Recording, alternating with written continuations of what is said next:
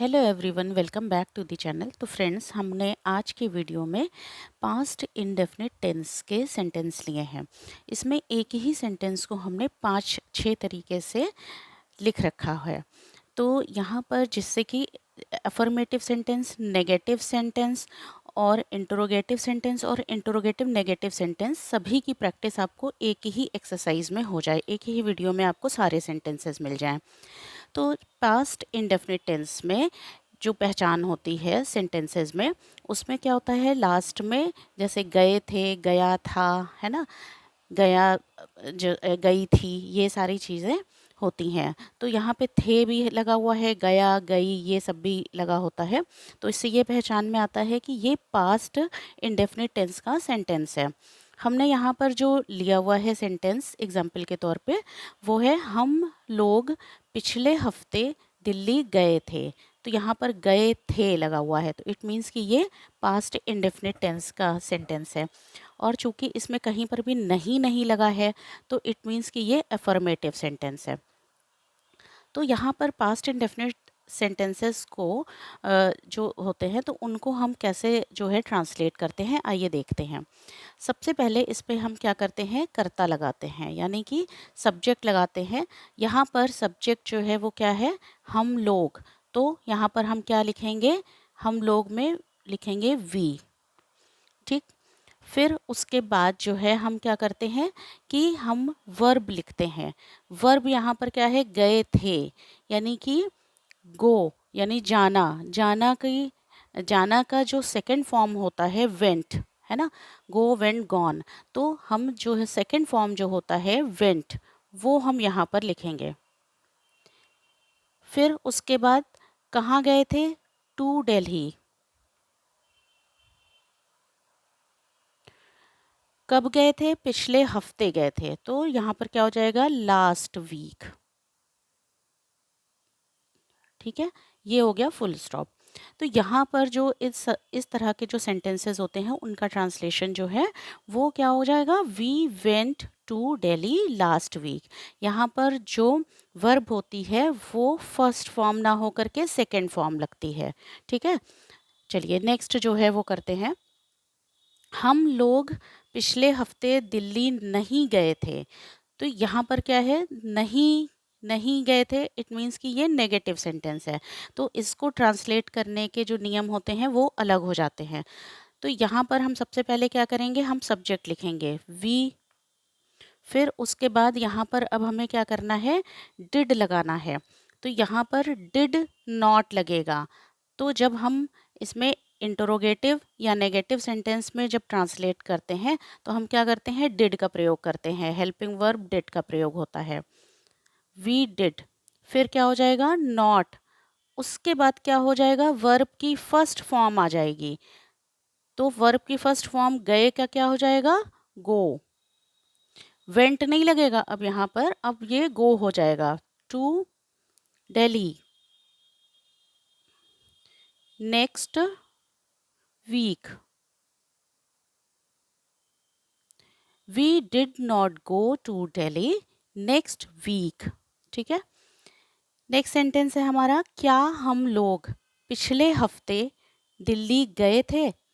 तो यहाँ पर क्या लगा हुआ है, प्रश्न सूचक शब्द लगा है, जिससे हमें ये समझ में आता है कि ये इंटरोगेटिव सेंटेंस है। तो इसका जो अनुवाद करने का नियम होगा, उसमें क्या हो जाएगा, क्या लगा हुआ है, तो हम यहाँ पे क्या कर देंगे, हमें सबसे पहले जो हेल्पिंग वर्ब डिड है उसको हमें सबसे आगे लगा देनी है, डिड। फिर हमें क्या करना है, सब्जेक्ट लगा देना है, सब्जेक्ट लगा दिया। अब हमें क्या करना है, हमें सिंपल क्या करना है, वर्ब जो है वो लगा देनी है, गए थे का इंग्लिश। तो यहाँ पर क्या हो जाएगी, वर्ब की फर्स्ट फॉर्म ही लगेगी, go to Delhi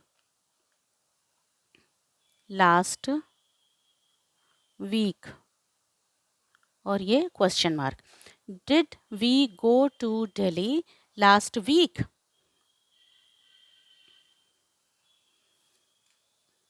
next sentence है हमारा, हम लोग पिछले हफ्ते दिल्ली क्यों गए थे।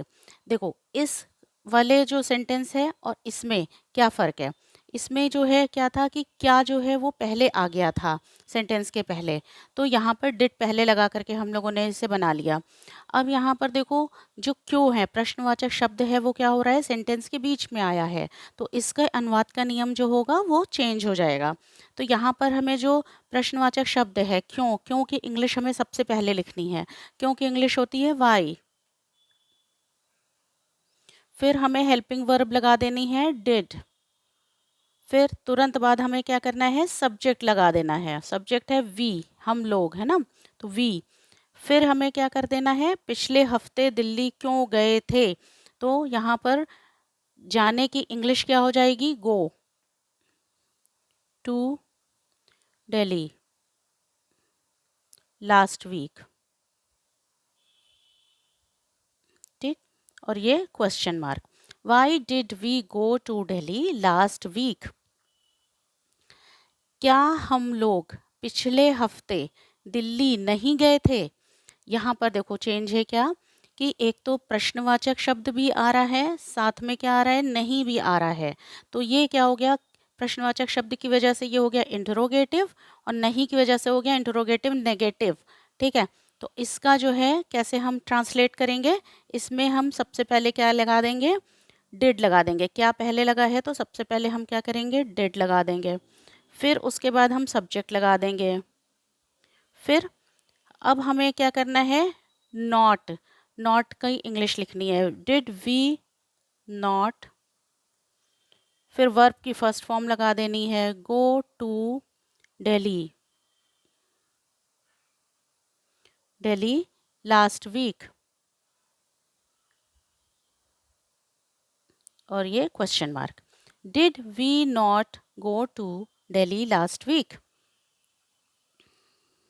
नेक्स्ट सेंटेंस हमारा है,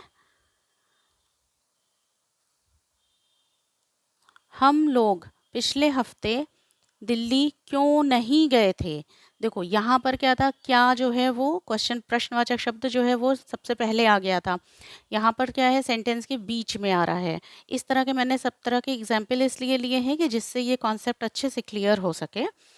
तो यहाँ पर क्यों की इंग्लिश सबसे पहले हम लिख देंगे वाई। फिर हमें क्या करना है, हेल्पिंग वर्ब डिड लगा देना है, वाई डिड। फिर सब्जेक्ट लिख देना है। फिर हमें सब्जेक्ट के तुरंत बाद हमें क्या करना है, नहीं की इंग्लिश लिखनी है, वाई डिड वी नॉट। फिर हमें वर्ब की फर्स्ट फॉर्म लगा देनी है, go to Delhi last week. Why did we not go to Delhi last week, हम लोग पिछले हफ्ते दिल्ली क्यों नहीं गए थे। तो फ्रेंड्स, होप करती हूँ कि ये वीडियो आपको अच्छी लगी होगी, ये कॉन्सेप्ट क्लियर हुआ होगा। तो प्लीज़ चैनल को सब्सक्राइब करिएगा और वीडियो को लाइक करिएगा। Thank you so much.